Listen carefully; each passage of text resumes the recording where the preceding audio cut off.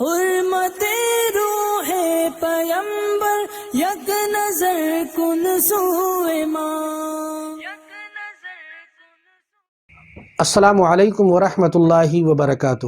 ناظرین کرام، ہم نے پہلے پارٹ میں یہ ثابت کیا تھا کہ حضرت عبدالرزاق نور العین سید تھے اور ان کی اولاد بھی سید تھی، اولاد غوث الثقلین میں سے تھے.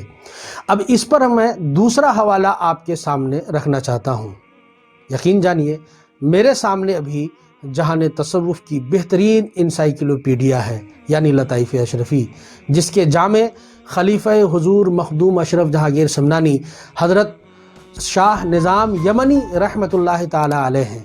اور یہ کتاب مطبع نصرت المطاب دہلی سے سن 1298 ہجری میں چھپ چکی ہے. اس کے لطیفہ نمبر 15 جلد 1 صفحہ نمبر 387 میں شجرہ ششم کے تحت کچھ یوں درج ہے. وہاں پر حضرت مخدوم پاک اپنے بارے میں اور حضرت عبدالرزاق نور العین کے بارے میں کچھ احوال نقل کیے ہیں. میں آپ کو وہ ساری باتیں بتانا چاہتا ہوں اور آپ میری باتوں کو بغور سماعت فرمائیں.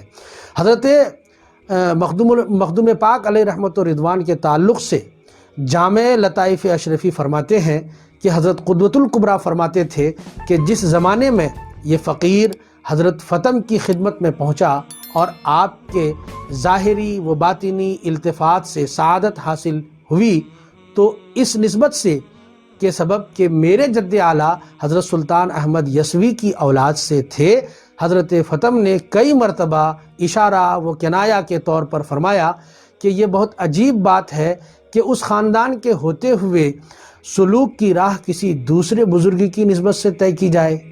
میں نے بطور عذر خواہی عرض کیا کہ مشیت الہی اسی طرح تھی، اور جو کچھ کیا حضرت ابو العباس یعنی حضرت خضر علیہ السلام کے اشارے پر کیا گیا ہے کہ میں وہاں ہندوستان پہنچا اور وہاں کے مشائخ سے استفادہ مجھے نصیب ہوا.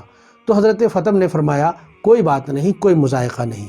اس کے بعد حضرت مخدوم فرماتے ہیں کہ حضرت شیخ فتم نے مجھے مختلف اذکار و اشغال سے سرفراز فرمایا.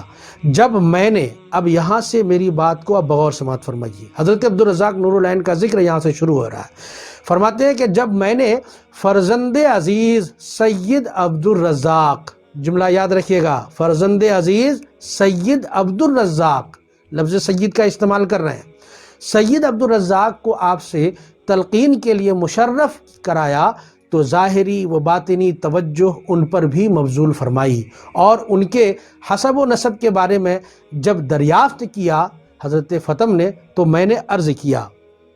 حضرت مخدوم پاک فرماتے ہیں کہ از سادات جیل است از اولاد و احفاد غوث الثقلین ویرا فرزندی خواندہ وہ ہما مشائخ قبول کردن.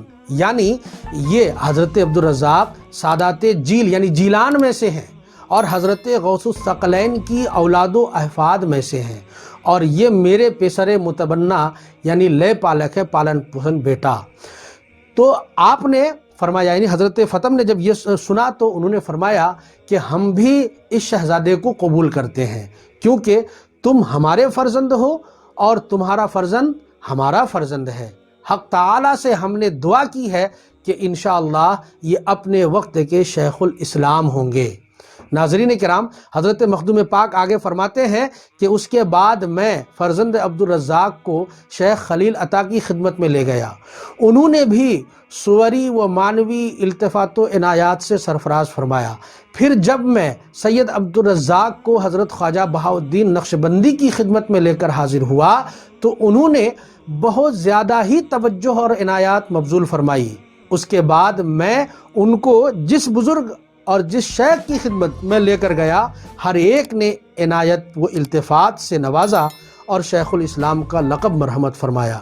یہاں تک حضرت مخدوم پاک نے اپنی بات بتائی. ناظرین کرام، آپ اندازہ لگائیں حضرت عبدالرزاق کا مقام و مرتبہ اور ان کی سیادت کا، کہ جس کو حضرت غوث العالم سلطان سید اشرف جہانگیر سمنانی رحمۃ اللہ تعالی علیہ نے سید عبدالرزاق کہا ہو اور اولاد غوث الثقلین کہا ہو، اور ان کی اس بات کی تائید ان کے شیوخ نے کی ہو تو آج کل کے یہ بے پیندی کے لوٹے کی ہمت کیسے ہوئی کہ ان کی سیادت کا انکار کرے؟ یقیناً یہ ان کی خباثت ہے۔ ہم تو یہی دعا کرتے ہیں کہ اللہ تعالیٰ ایسے لوگوں کو ہدایت عطا فرمائے۔ ناظرین کرام، اگر اب بھی کسی کے دل میں عناد کا بھوت گھسا ہوا ہو اور اگر وہ یہ کہے کہ اس میں تو صرف حضرت مخدوم اشرف نے یہ کہا ہے کہ یہ سید ہیں، غوث پاک کی اولاد ہیں، انہوں نے ثبوت کہاں دیا، تو ہم کہیں گے کہ مخدوم پاک کا فرمان اور ان کے بزرگوں کی تائید یہی کیا کم ہے؟ مزید یہ کہ جن کے مطالبے پر حضرت مخدوم نے حضرت عبدالرزاق کے حسب و نسب کو بیان فرمایا تو انہوں نے سیادت پر دلیل نہیں مانگی، تو یہ کون ہوتا ہے ان کی سیادت پر دلیل مانگنے والا؟